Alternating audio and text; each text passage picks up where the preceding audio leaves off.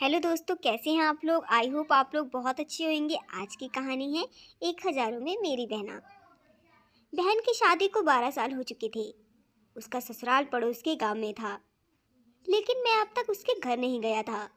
लेकिन वह कभी कभार सबसे मिलने घर आती थी। एक दिन मेरी पत्नी ने मुझसे कहा कि तुम्हारी बहन जब भी आती है तो उसके बच्चे पूरे घर में कब्जा कर लेते हैं और बहुत परेशान करते हैं।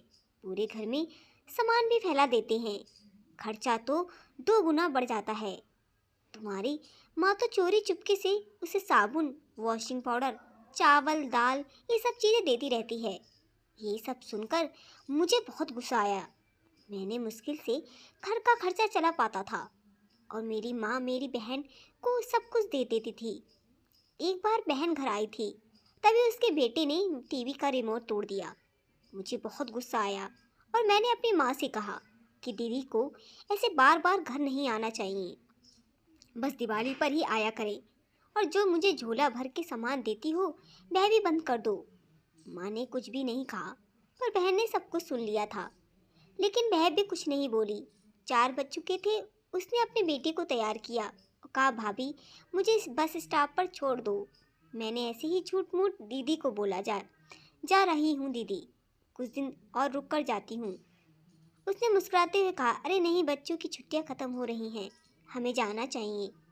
एक दिन हम दोनों भाइयों के बीच ज़मीन का बंटवारा होने वाला था। तभी दीदी आई थी, लेकिन मैंने उनसे सीधे कह दिया था कि मैं अपने हिस्से से कुछ नहीं दूंगा। माँ ने कहा कि बेटी का भी अधिकार होता है, लेकिन मैं उसे चिल्लाकर कहा, मैं उसको कुछ नहीं दूंगा। दीदी सामने बैठी थी, पर वह कुछ नहीं बोल रही थी। अलग होने के कुछ दिनों बाद मेरे बेटे को टीबी की बीमारी हो गई। मेरे पास उसके इलाज के लिए बिल्कुल पैसे नहीं थे। मैं बहुत तनाव में था। ऐसे ही एक दिन मेरी बहन घर आई और मेरे पास बैठ गई।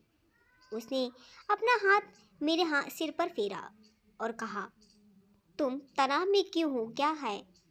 मैं तुम्हारी बड़ी बहन हूँ।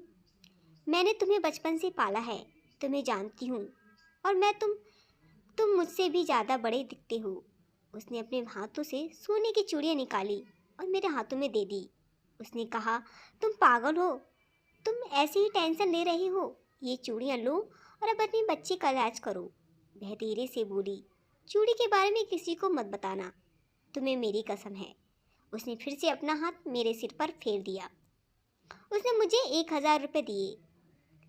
उसने 5 और 100 नोट के थे, शायद उसने बचत करके जमा किए होंगे।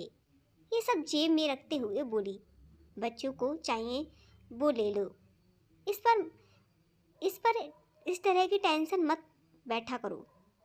चलो मुझे अभी जाना है, बच्चे स्कूल गए थे, इसीलिए सोचा जल्दी जाकर भाई को मिलकर आऊं, इसीलिए आ गई।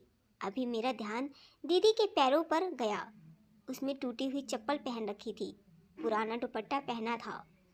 जब वह भी घर आई थी, उसके कंधे पर हमेशा वही दुपट्टा रहता था। बहुत जल्दबाजी में चली गई और कुछ नहीं बोल पाई। हाथों में वह चूड़ियाँ लिए मैं जोर जोर से रो रहा था। हम भाई कितने स्वार्थी हैं, पल भर में बहन को पराया कर देते हैं। अपने बहनें अपने भाई को जरा सा दर्द बर्दाश्त नहीं कर पाती। उसके घर में कई समस्याओं का सामना करती हैं। दोस्तों, थोड़ा समय देकर अपनी बहन से हालचाल पूछ लेना चाहिए। बस एक पल के लिए मुस्कुराएंगे, उतना काफ़ी है। उन्हें हमसे कुछ चाहिए नहीं होता है। ये सच है कि किसी ने कहा है कि एक माँ बहन ही दूसरी माँ होती है। हेलो दोस्तों, कहानी पसंद आई हो आपको तो कहानी को लाइक सब्सक्राइब करना ना भूलें। हम आपको इसी तरह की अच्छी कहानी लाते रहेंगे। धन्यवाद।